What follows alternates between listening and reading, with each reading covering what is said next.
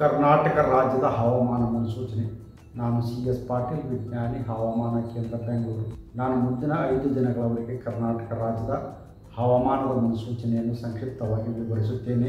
ಇಂದು ಕರಾವಳಿ ಜಿಲ್ಲೆಗಳಲ್ಲಿ ವ್ಯಾಪಕವಾಗಿ, ಉತ್ತರ ಹಾಗೂ ದಕ್ಷಿಣ ಒಳನಾಡಿನ ಜಿಲ್ಲೆಗಳಲ್ಲಿ ಹಲವು ಕಡೆ ಮಳೆಯಾಗಿದೆ. ಪ್ರಮುಖವಾಗಿ ಕಕ್ಕೇರಿ, ಯಾದಗಿರಿ ಜಿಲ್ಲೆಯಲ್ಲಿ 9 ಸೆಂಟಿಮೀಟರ್, ಕುಡ್ಲು, ತುಮಕೂರು ಜಿಲ್ಲೆಯಲ್ಲಿ 8 ಸೆಂಟಿಮೀಟರ್, ಬೆಳ್ತಂಗಡಿ, ದಕ್ಷಿಣ ಕನ್ನಡ ಜಿಲ್ಲೆಯಲ್ಲಿ 7 ಸೆಂಟಿಮೀಟರ್ ಮಳೆಯಾಗಿದೆ. ಈಗಿರುವ ಹವಾಮಾನದ ಸಿನಾಪ್ಟಿಕ್ ಸ್ಥಿತಿ ಏನೆಂದರೆ, ಕರ್ನಾಟಕದ ದಕ್ಷಿಣ ಒಳನಾಡಿನಲ್ಲಿ ಸರ್ಕ್ಯುಲೇಷನ್ 5.8 ಕಿಲೋಮೀಟರ್ ಎತ್ತರದಲ್ಲಿ ಇದೆ.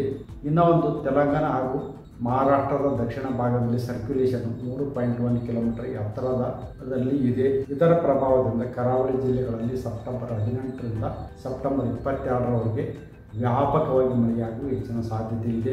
ಉತ್ತರ ಹಾಗೂ ದಕ್ಷಿಣ ಒಳನಾಡಿನ ಜಿಲ್ಲೆಗಳಲ್ಲಿ ಸೆಪ್ಟೆಂಬರ್ 18ರಿಂದ ಸೆಪ್ಟೆಂಬರ್ 22ರವರೆಗೆ ಹಲವು ಕಡೆ ಮಳೆಯಾಗುವ ಹೆಚ್ಚಿನ ಸಾಧ್ಯತೆ ಇದೆ.